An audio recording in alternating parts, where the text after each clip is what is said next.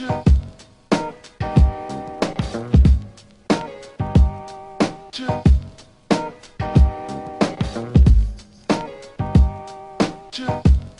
have an extensive fashion background. I worked as a creative director in a fashion company for many years. I worked at an advertising agency for many years. I've had my own art fashion magazine. I have my own music company. I've traveled a lot and I've absorbed, you know, I think who we are as a society. I think when I got to the point where I actually started making art, I felt that if I have anything to say as an artist, I have to say something that is about who we are right now. I think that's, to me, what contemporary art should do, is it should engage in a dialogue. And it's kind of a marker of the decade we're living in, or you know, the time we are living in. And I think that my work does address that as a marker.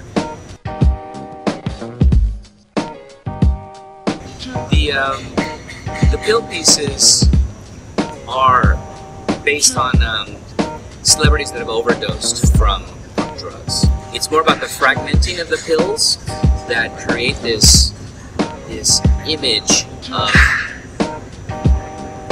our idea of who the celebrity is. I think it addresses the same thing that a lot of my other work addresses, which is really a questioning of how we lose ourselves in trying to discover or trying to find what makes us happy. So I think a lot of my work reflects on this idea that we're all chasing something. We're chasing the one day, we're chasing the one moment, we're chasing the one thing that we think is going to make us happy, only to find out that when we actually get there, that doesn't look the way we think it was supposed to look. We don't feel the way we thought we were supposed to feel, and we are still looking for happiness.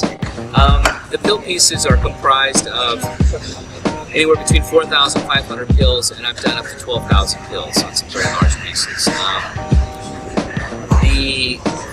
The creative, the photograph, the manipulation is all done ahead of time, and I figure out a mathematical way to get each pill to overlap pills that are next to it. It took me a long time to figure this out, but once I kind of got it down,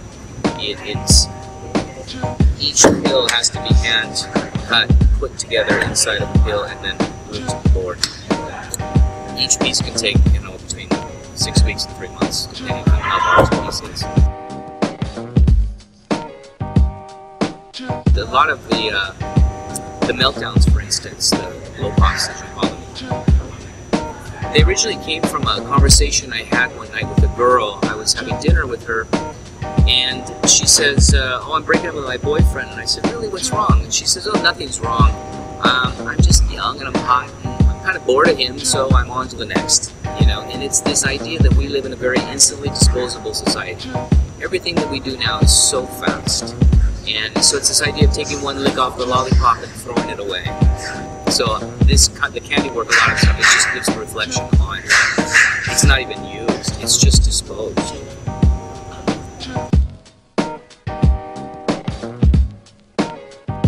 That piece, again, talks about, I think, what women are sold. You're supposed to be this object of desire. You're supposed to be this object to be consumed, so to speak, by a man. You're supposed to be pretty. You're supposed to be well coiffed. Your body's supposed to be perfect. Your boobs are supposed to be perfect. Your face, your makeup, everything about you, you know. And I present it in this candy on the wall to be tasted. And it works in reverse too. It's not only talking about how the woman is, but it's also talking about what the man kind of expects from a woman. I mean, both scenarios are so absurd, but that's the beauty of art and how I can make something that is, in a way, so absurd, yet so beautiful, and so disturbing, and so poignant, and so pretty. And I am kind of confused as a viewer. Am I supposed to like this or not like this? But yet it's presented so well, I can't help but smile.